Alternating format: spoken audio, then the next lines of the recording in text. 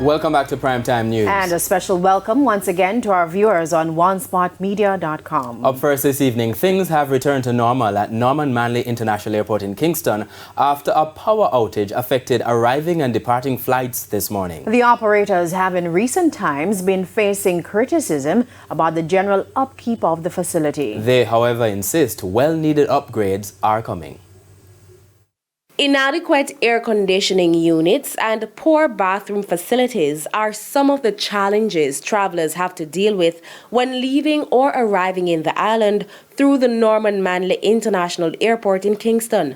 It's a stark contrast to what obtains at the Sangster International Airport in Montego Bay, St. James.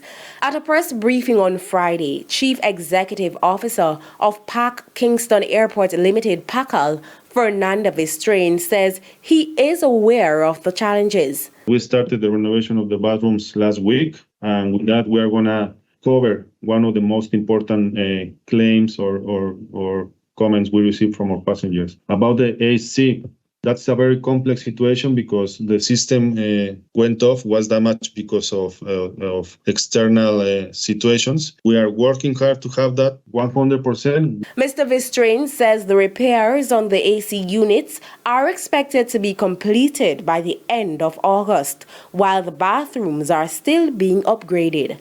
He adds that other projects are in the pipeline.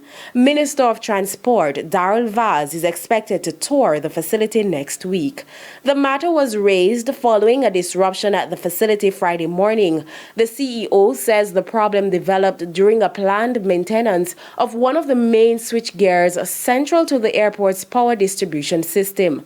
This maintenance activity was informed to all stakeholders the 14th of July through what we say bulletin. We told them what the impact was. Because of the type of equipment we had to service, that is a switch, we had the need of shutting down all systems and to turn off also the standby unit. The power was scheduled to be restored at 3 a.m., but due to technical challenges, it was not restored until 3 hours later. This resulted in a pileup of vehicular traffic from the airport entrance to the Palisades main road. Sandy Williams, TVJ News. The president